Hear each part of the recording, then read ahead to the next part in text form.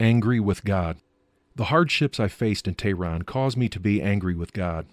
In Islam, Allah is the creator of every calamity and the source of all pains. Quran, Surah chapter 57, verse 22.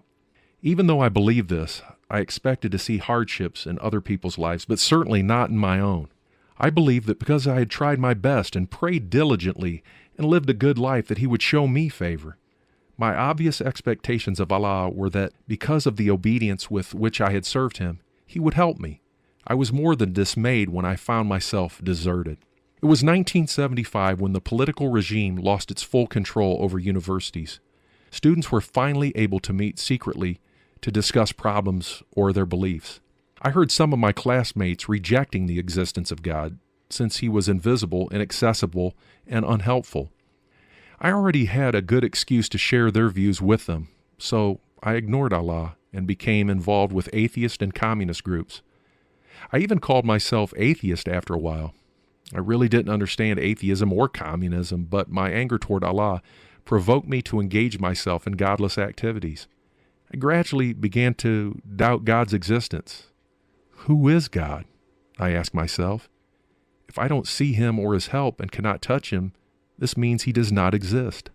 Universities were quickly becoming hotbeds of secret discussions about beliefs and ideas beyond Islam, and I began to lean toward students who were espousing communism. I read books about communism that were distributed secretly among the students. It was still dangerous for students to openly gather to discuss religion or any ideology that might pose a threat to the regime in Iran. Revolutionary students would gather in the mountains in the northern part of Tehran. Students could escape during weekends, as so many people often went to the mountains for picnics. They used this as a cover, but their time was spent planning Iran's future. Two major groups developed who claimed to be against the regime. They were the communist and the fundamentalist Muslims, each with their own subgroups. At the weekend retreats, thousands of students went mountain climbing and sang revolutionary songs.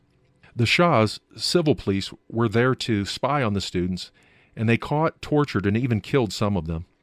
Nevertheless, the mountains were still more secure for the students than the city. Some of my classmates were involved with the Fundamentalist Islamic groups.